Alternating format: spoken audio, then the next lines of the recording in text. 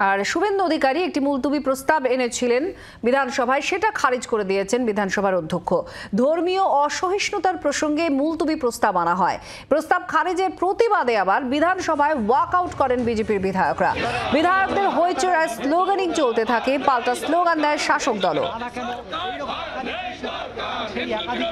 শুভেন্দু অধিকারী একটি মুলতবি প্রস্তাব, ধর্মীয় অসহিষ্ণুতার প্রসঙ্গে মুলতবি প্রস্তাব আনেন, আর সেই মুলতবি প্রস্তাব খারিজ করে দেন অধ্যক্ষ এবং বিধানসভা স্পিকার। সেই মুলতবি প্রস্তাব খারিজ করে দেওয়ার পর হইচই শুরু হয়। বিধায়করা তারা ওয়াকআউট করেন, বাইরে স্লোগানিং চলতে থাকে, আর পাল্টা স্লোগান দেন শাসক দলের বিধায়করাও।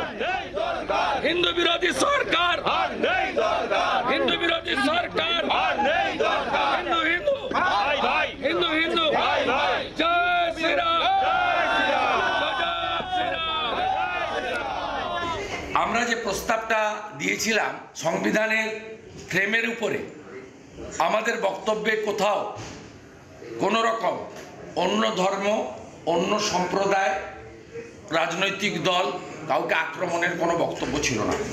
আমাদের যে প্রস্তাব ছিল সেটাতে পড়ে দিচ্ছি আপনাদের। এই প্রস্তাবটুকুও পাঠ করতে দেননি।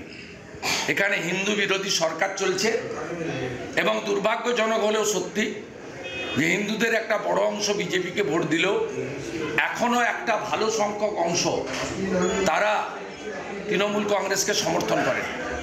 অধ্যক্ষ বিমান বন্দ্যোপাধ্যায় তিনি আমাদের এইটা পড়তে দেননি।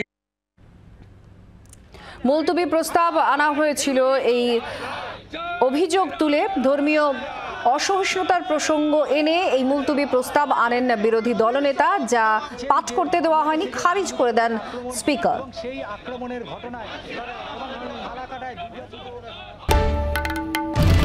বাংলার আওয়াজ, বাঙালির আবেগ, জি 24 ঘন্টা।